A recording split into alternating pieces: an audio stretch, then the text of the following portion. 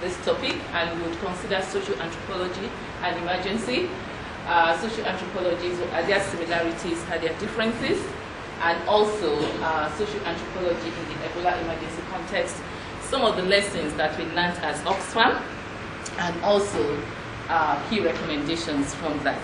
So in essence, what I hope to achieve in this session is to have a good reflection on the Ebola outbreak and what actually can we learn and transfer to cholera preparedness response in the future.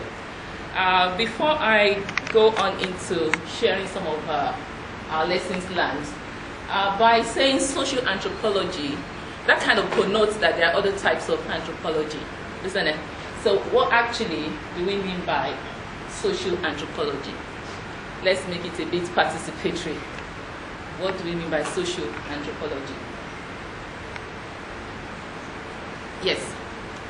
This is where we're saying we want to understand how human beings behave within their surroundings in terms of what affects them, yeah, and how they feel, and also how they interact within their surroundings. Good.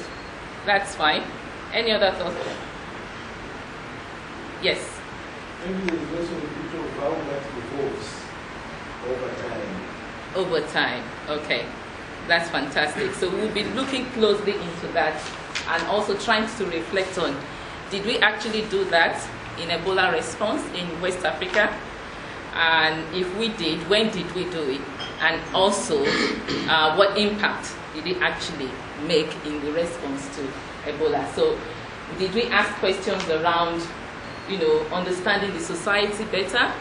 Did we look into relationships between values and behavior of people?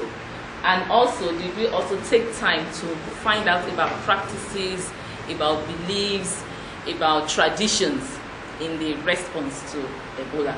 And thinking about cholera, do we also always do this when we have any cholera outbreak? And so we would look at that. And the other aspect of today this session is social anthropology and emergency. Emergency, what do we mean by emergency? Because that was actually a debate when Ebola happened. Mm-hmm. At the onset of Ebola, it was first said, no, it's not an emergency. And then later it was, oh, it's a medical thing. What actually is emergency? What is emergency? So we're all on the same page. Yes? It's an event that calls for immediate intervention. It calls for immediate intervention. And it obviously involves loss of life. Loss of lives, yes. Still looking for one keyword, yes? Yeah, I think it's an event that disrupts normal life as people work in society.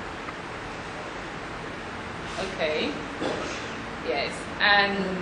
But then all the things you said, they're right, but do we always respond when you have disruption to life, to property? Sorry? It's requiring immediate attention. Yes, immediate attention, because it's a crisis, life and death. And people are not always able to cope, yeah? So that's very important, yeah.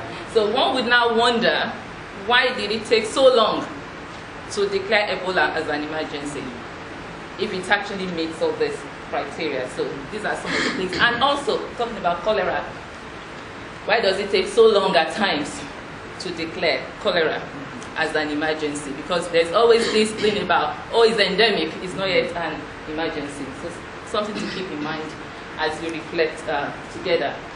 So pictures of burial team, floods, droughts, and I'm just going to quickly reflect on two definitions. Serious disruption, as you rightly said, of the functioning of a community or society causing widespread human, material, economic, or environmental losses, which exceeds the ability of the affected community or social or society to cope using its own resources.